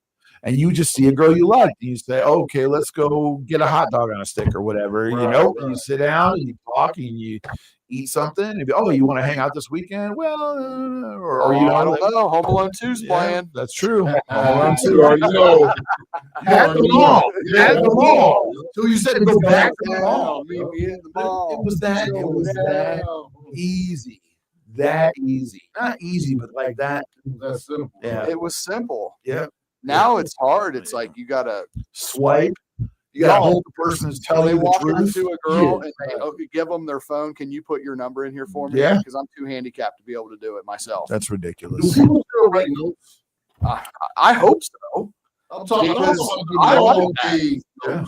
I like I used to love getting a note from a girl. Oh, me too. You know, it was great. I know it sounds Napoleonic War, but like when they spray it with like the body spray. Oh, Yeah, I see that too. I Oh, love yeah, it. I love that. Ben got them special notes. I did. It was Japanese. It was Japanese cherry blossom from Bath and Body Works. 'Cause Yeah. Every girl wore Japanese cherry Everybody. blossom, and I mean, now you're taking me back. He's better than ever. You're taking me back. I'll tell you what, though, it was this type of fragrance a long time ago. I think it was, I want to say about high school. Everybody had this fragrance. Every girl, it seemed like that I was interested in, always had this little, Which one? it smelled like fruit punch. Every It time. had to be a Bath and Body Works It had to be. because Bath and Body Works was like good, but it was also cheap. Yeah. Good and cheap. And that's what It was like buy one, they do like Yeah. buy one, get 3 free. Oh, Yeah, yeah. It was everything. It was like the lotion, the shampoo, like everything you would use in one smell. Yep. To Kevin from such and such for Yep. 4 hours only. Yep. All year. And then spray. Yeah, Sniff, sniff. yeah. Oh man, God, I hate How do it. you give a Now smell? you in get catfished by some bulldog. yeah, yeah.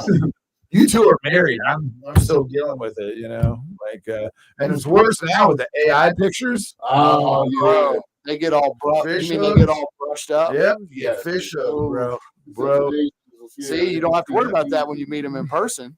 What's that? When you meet them in person, you ain't got to worry about Right, that. but here's their psychology. If you meet them in person after they send you the catfish picture, I didn't know you were so Well, shallow. I'm talking about back in the day. Back Oh, in the day, yeah. there was no airbrush. no, whatever. you just met 'em. Yeah, Took it out of here. But then- yeah. Girls used to also like take care of themselves back in the day too. Like I used to get so mad at my friend Laura, and we're best friends. We weren't like dating or anything, but we'd be like go to the movies. We have a date, go to the movies, and she was like very how am I say it? She's not a tomboy, kind of soft butch, you know what I mean? She like wore a turtleneck, she wear a ton of makeup, but she would still take like an hour to get ready for the movies. And she'd roll up, she'd smell good, and her hair was done and all that stuff. But like, what are you doing for an hour? I would kill for that now. Oh, man. You know what I mean? You're married. You don't know. You're married too. Yeah. But every time I see your guys' wives, Yeah, my wife, she makes sure she Like, she looks even at a wrestling show, It doesn't like, matter. She looks presentable. presentable. Right. She looks She cute. doesn't want to. Your wife always looks cute. Appreciate it. Every time I Yeah. interact with them, they always look good. She's not trying to dress up to get picked up, right, but she looks also good has respect to for look. right, Yeah, You know, right. that's all it is to it. My wife does the same thing. She dressed to impress. Yeah, She's going to impress me. impress you. So, but like, it's that, like you said, it's like the borderline thing. It's like I want to look good, so my husband is proud to be seen with me, not so they can attract other dudes, but just be put together. I'm with you. Let's talk about wrestling, I guess.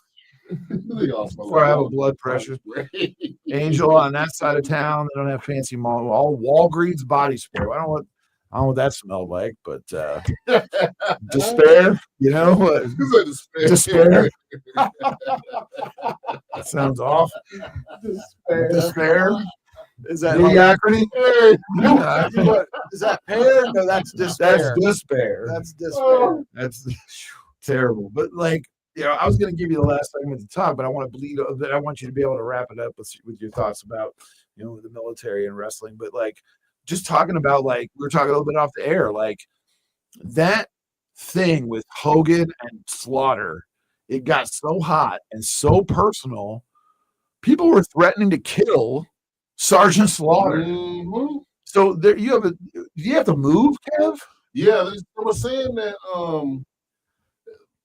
Sergeant Slaughter's wife and kids, they had to move somewhere else because it was getting death threats at their house. That is incredible. Especially with no internet. No internet. Yeah. Do you think that's good or bad? Well, that's good heat, Yes. but it's a Scary. double-edged sword. Mhm. Because as a performer, you don't ever want to be in a situation where you fear for your life Right. by doing the job. Yes. And really too, that was, that match was kind of the end of Hulkamania in WWF. After that, we're getting into the Yoko Brett thing, and he was just starting to taper off. But I thought the match was good at WrestleMania. Yeah. Crowd was into it. Super patriotic, super American.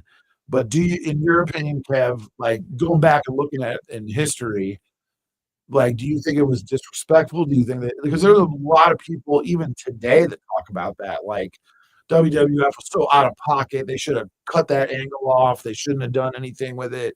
Do you think it was disrespectful, or do you think it was the right thing to do? I mean, you can blur the lines between life things and then trying to blur it with the wrestling. It wasn't too much, but the thing is, for you to go after somebody else's family and doing death threats and stuff like that, that's where it draws the line. I mean, you can have the heat and everything like that, but going after somebody else's family just like that, that's stupid to me. It's a lot. What do you think, Serge? I think if you run the angle correctly, that's what should happen. Expand on that, because I agree. I mean, if you present the angle the way it should be presented, not watered down, Mm-hmm. protect kayfabe, don't let anybody know it's a work, it should end that way. Yeah. I mean, I don't know how else to explain it. No, If you end up getting death threats, that means it was a good angle. Now, that's the unfortunate side of it. And I get what Kev's saying. Mhm. You don't ever want to be in that situation. Mhm. And they probably did the right thing by pulling the plug then, because they knew that it was getting too far. They couldn't ride that fine line they needed to with like an Iron Sheik, who probably never got death threats, but he was hated.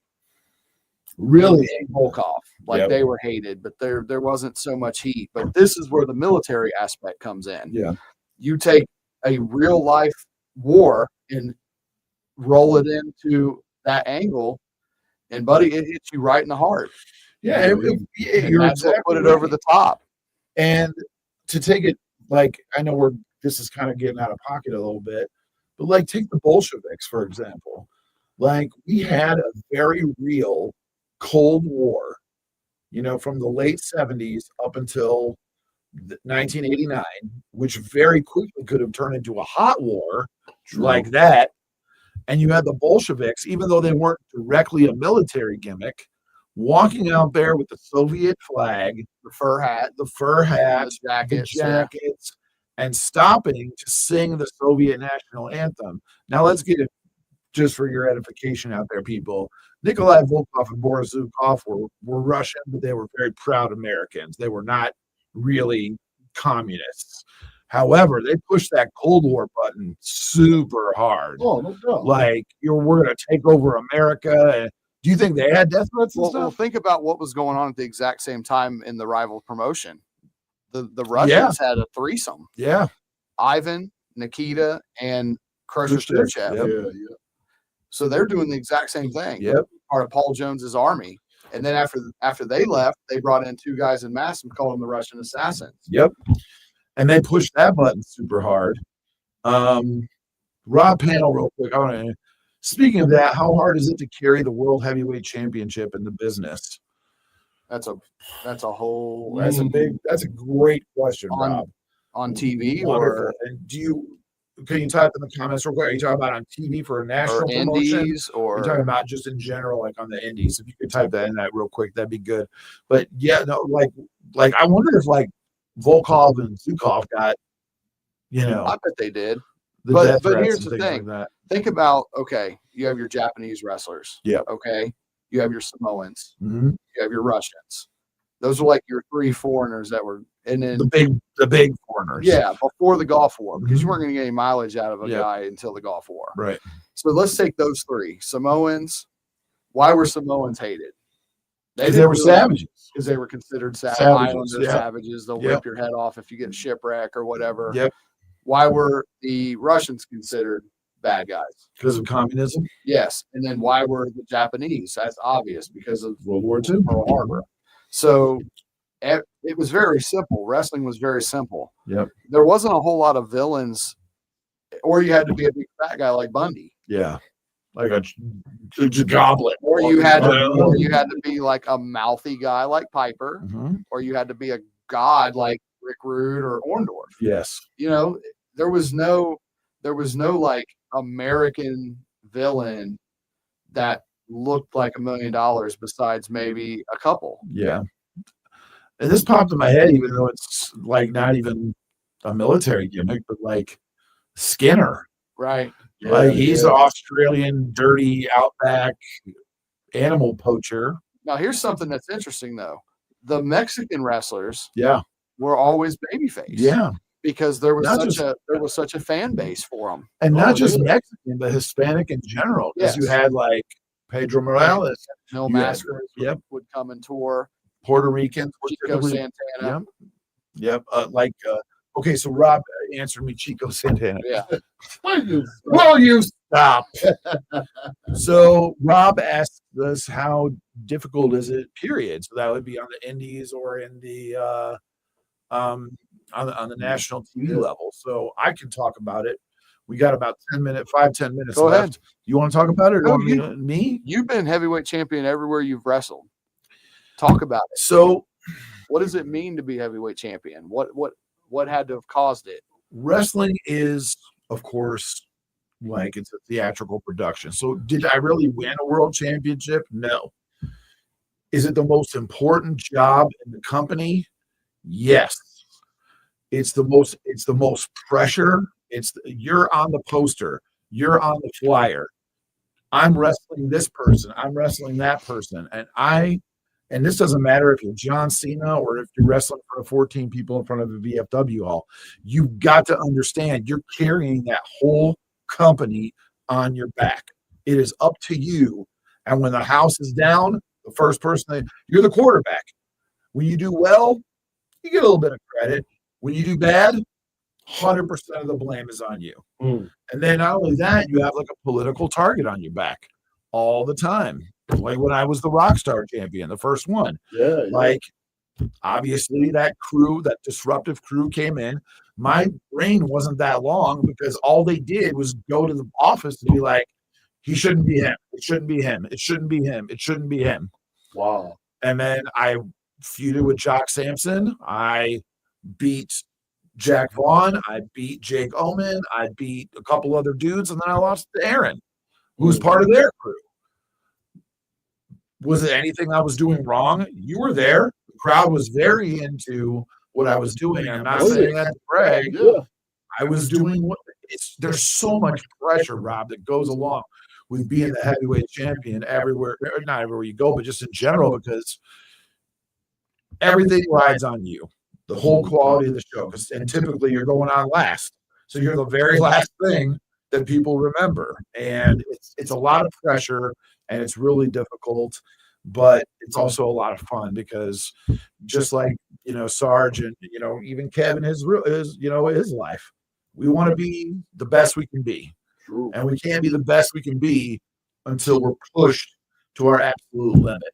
And that's just what it is. Also, one thing as a heavyweight champion, you normally have to check all the boxes. Yeah.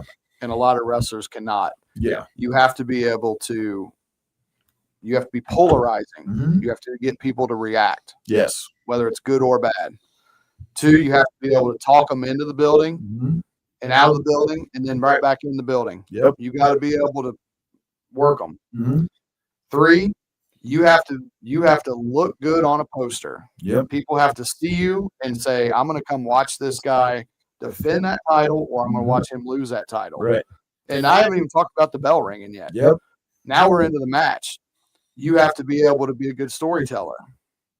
And then 5, you have to carry those matches because you are the champion. They are going to feed guys to you. Here, make this guy. Here, make this guy. Here, this guy's hot. The crowd wants to see him. You got to make him look like $1 million, Right. while also keeping yourself over, Mm-hmm. and then also making sure that people want to see it again Yeah. and again and again. And you got to be able to do it with everybody. So like you Yes. take like the American Giant, Buck Bresner, that Yeah. dude looks awesome. Yeah. But in the ring, he's 7'2". Yeah. He's not. It's And not like older. right. Yeah. So it's not like wrestling like a Rey Mysterio type. Right. So this show I could be against Buck Bresner hypothetically. Then the next show I could be against Sarge, and then the show after that I could be against Ethan Evans. Ethan Evans. Or whatever. I have to make all of them look like they're going to win the belt from me that night. And then as a heel, I'm yanking it out at the very last Every minute. wrestling match, a guy will go over and someone should get over. Yep. If that happens, it's done its job. Move on to the next thing. It's a point of pride to be able to make somebody. I Yes. love being able to make somebody. That's such a Yeah. great feeling. Yeah. Dusty used to always talk about that. Yeah. And Terry Funk. Terry Mhm. Funk would say the same thing. He's like, let me work with this guy. I can make this guy. And he did. Yeah. Exactly. All right. We got a couple minutes left. We'll bleed over here. But Sarge, I wanted you to wrap this up here and tell us about, just speak from the heart a little bit about the wrestling, military, what Veterans Day means to you.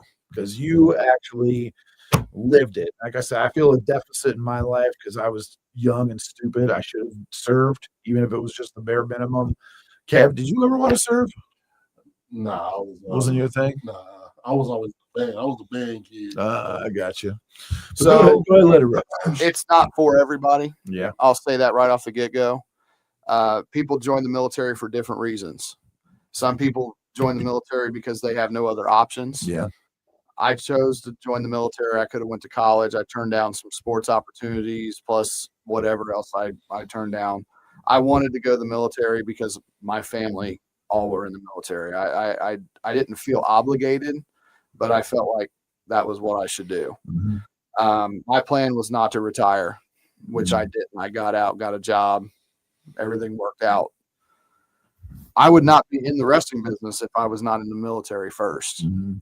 because I know what probably would have happened. I probably would have not been in the right place. I probably would have gotten the business, and I would not have been prepared as a person. The military prepared me for wrestling. It prepared me for life. Mhm. I can stand on my own in almost any situation and not get rattled because of my time in the military. It mentally turned on something, you know what I'm saying? Mhm. And I feel like some people I wish I could take them and just drop them in and say, here, you need this. Fortunately, it doesn't work that way. Yeah. But as far as wrestling, there's always going to be we've talked about it all night. There's Yeah. always going to be a parallel path that you can follow between wrestling and the military. Mhm. and you'll always be able to jump back and forth, whether it's your training, whether it's working shows, whether it's booking shows. It all ties in together, and it comes back to what I said earlier: discipline, respect, pride, and honor. Mm-hmm. That's heavy because that's a big one. Honor is such a foreign, lost concept. Yeah. Because it's all about selfishness now. Yeah. Wow. And honor is, like Kev, with you at church, honor is you're putting other people ahead of yourself. Oh yeah. Keeping your word. Mhm. What you do at church is big time stuff. Yeah. What you do in the military and do for your community is big time stuff. And honor is saying, okay, I've got these talents here, and I'm going to give back to my community for the betterment out of my own time and out of my own energy. And people talk about, I use the word pleasure, but what I mean is just like gratification, right? Mhm. Like I was on base. There's no better satisfaction than helping other people. At least I don't think so. I know me personally, I love to where I can sit there. I don't need it from other people, but I love to be able to sit there and sit in a chair. Yep. And just take a breath and go, you know what? I was able to help and bless this many people, even this day or this week or whatever. I don't need them to send me cakes and birthday cards, Gold thank star. you cards. I don't need any of that. I don't really care. It's not about that. And we could go into a whole thing about that biblically speaking too. Sure. But we're not going to do that. But from a wrestling standpoint, though, there's a lot of pride that should go into what you do. You should want to be good at what you do. You're in front of people. You're in front of your own family and friends. You're in front of other peers and people. It's online. You should take pride in what you're doing and want it to look good. Yep. And people do not. They unfortunately do not. They just want to be able to tell their buddies they wrestle. I want to be able to tell my friends that I'm decent at it. Not great. I want to say I'm decent at it enough to where people actually want to pay me to do it. Not, hey, I just show up and do it. And they're like, oh, yeah, here you are. You're doing this tonight. And then as soon as they walk to the ring, the promoter's going, oh, boy, this might not be very good. But I'm not worried about it because I'm not paying him anyway. All friends wrestling. All friends wrestling. All friends wrestling, Yeah. right? All right. Man, that was a good show, man. It was a good conversation. Now, coming up here next couple weeks, Kev's going to be out next week, and then the week after that, we're going to have some talks about training next week. That's going to be the subject of the show. We're talking about wrestling training. Are we going to do a War Games show? We will do the War Games watch along. Or are we doing a War Games episode? No, because Okay. Thanksgiving is ESPN syndication So what's on the dock for next week? training. Oh, okay. Next Yeah, week. we're talking about wrestling training. Okay. And the only reason we're not talking about War Games next week is because there's 2 shows after that, so we won't really have like the updated preview. But we can put something online probably as far as like a post goes. Okay. But next week we're going to talk about wrestling training because it'll be me and Sarge. We'll have someone else on the board. Week after that, we're going into ESPN syndication, and because we'll be in Thanksgiving, these guys will be with their families. I'll be at Ford Field watching the Lions beat up on the Packers. That's right. But that Saturday night is War Games. We won't have Sarge with us. Yeah, He'll be at a I'll be fundraiser, at- but it'll be me and Kev. Justin Kidder will be in the house. Ryan Drake will be in the house. We'll be watching. And Michael Maxwell will also be in the house at Arrowhead. He always adds some good insight from Arrowhead attacks.